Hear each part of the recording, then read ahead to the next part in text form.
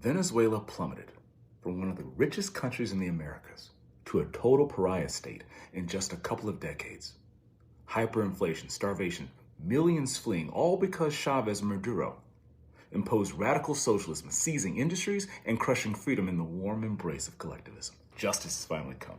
President Trump ordered a precise professional operation. Nicolás Maduro and his wife were arrested by U.S. personnel.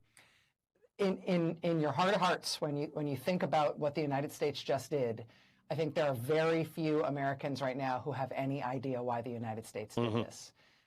If this was about trafficking, then why did President Trump just pardon the former president of Honduras, who was convicted of states? If this was about something about the illegitimacy of Maduro's election, well, that's something that the U.S. is, decrying any other country policing. We just sanctioned Brazil for having tried to protect itself from a coup by its former president, Jair Bolsonaro. I mean, if it's about gangs, we had the president of El Salvador, who is believed by U.S. law enforcement to be very linked with the notorious gang team, which has caused incredible damage in the hemisphere, including in the United States.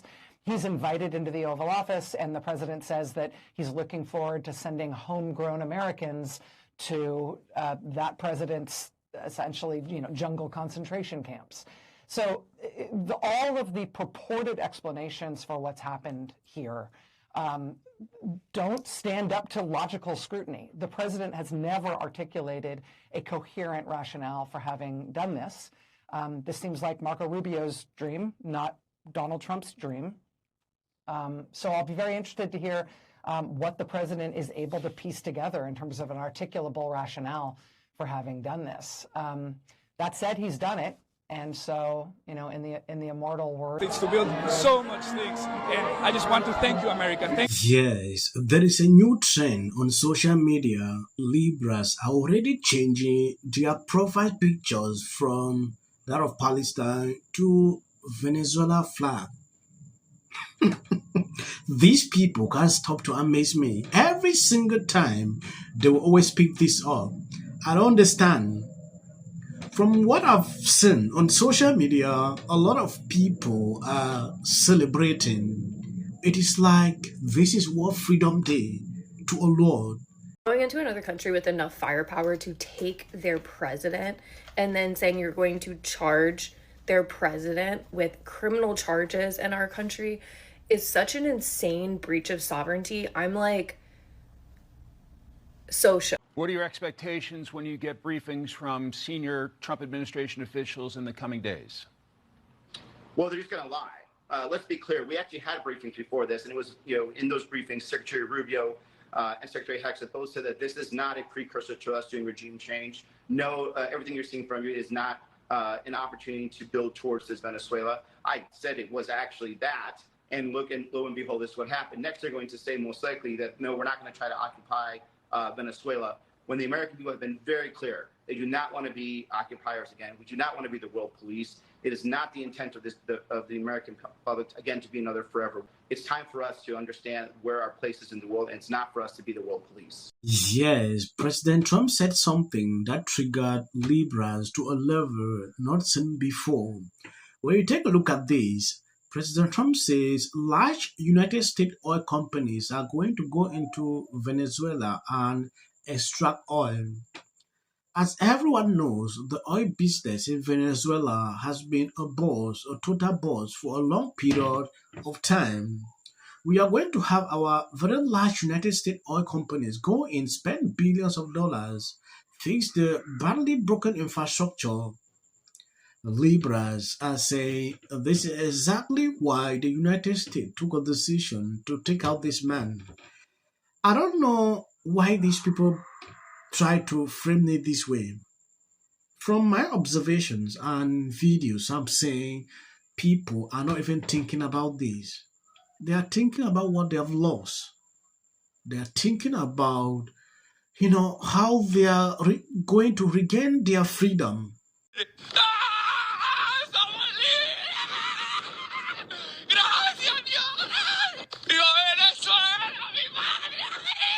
This is how many Venezuelans are reacting to what's going on. To a socialist, authoritarian, abusive dictator finally being held accountable. But let's see how Democrats are responding to this. This is obviously a very nuanced, heated conversation that I'm going to boil down to some easily digestible points. Huh. Oh, okay. Hey, just a quick question. Did Congress order this? Did Congress just send us to operations? Is this illegal?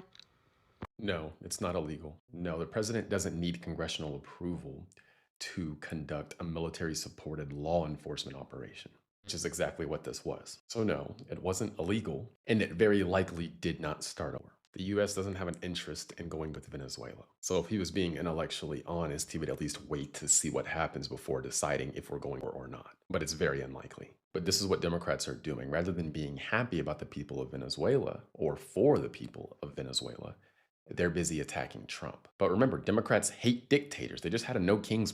They hate dictators. They hate human rights abuses. They hate all these things. But when Trump takes down a dictator that was doing all of those things, it's a problem. The man was indicted in the United States and is receiving justice in the United States. Again, it was a targeted law enforcement operation supported by the military. It doesn't require Congress. But again, let's see how Venezuelans are reacting. I'm pretty sure this is in Chile, and there are hundreds of thousands of Venezuelan in Chile, and that's who's cheering in this video. They left Venezuela to escape the regime and try to have a better life or to survive. These are how the people who are actually affected by Nicolás Maduro's regime are reacting. So look at these people's reactions.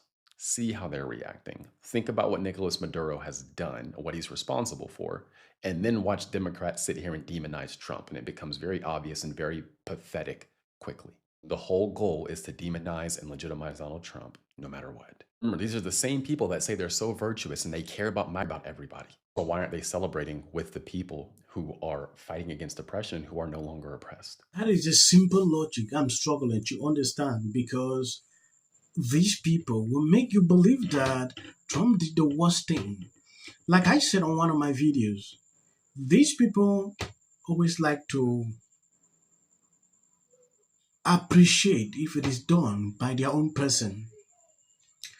When I look at their tweet, they will start by condemning this guy, like, oh, he was like this, he did terrible things. But then, go the other way, just to appreciate Trump. They can't do that. They will now just attack him. He did not take permission from Congress. He did not do that. He violated law. Just to get political points to discredit what he just did, which is something these people have been praying. They said Trump would just be like him if Trump is elected president. But Trump came in. He's not like that. Now he's taking this guy out. Will they believe he's a bad person? Then you can see the difference. You can't even really convince someone with this kind of lies, right? I was impressed to see how the citizens of these countries are struggling to debunk some of these narratives that liberals are spreading on social media. I'm doing this video just to make people understand how people are feeling on the street.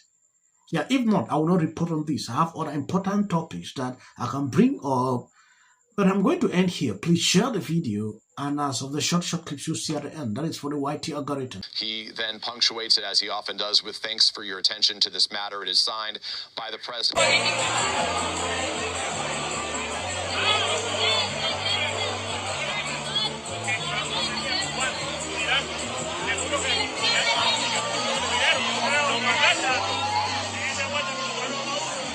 Venezuela, hermanos. Esta señora que no ha parado de llorar desde que llegó, viene en pijama, como lo pueden ver todavía. Es muy surreal, pero lo que hay es que disfrutarlo. Good morning, Charlie. This is what we know. Special Operations Forces, likely the full Silver Bullet package, the National Mission Force, that would be Delta Force, the 75th Ranger Regiment, and perhaps SEAL Team 6, were launched from helicopters of the 160th Special Operations Aviation but this assault on the compound was carried out under secrecy, under the darkness of night. Do you know how terrified every other world leader will be right now? Share this video. Should this be the direction the party is going to? He's not the only Democratic socialist. There's about 100. Here you go. $1,500. Let's see if they get the. Well, I want to see them get it. MAGA's going to break up because of Donald Trump's criticism of Rob. Can sit at either place. Thank you for coming. I really appreciate it. You and your husband were friends with Rob and Michelle Reiner, and everybody knew that wasn't true. A dangerous relative as a likely suspect. A tip that led to her brother Nick. Rob Reiner and Nick had a heated argument the night before at Conan O'Brien's Christmas party, being back on his own.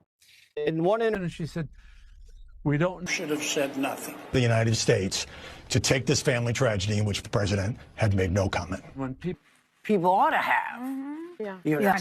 Absolute horror.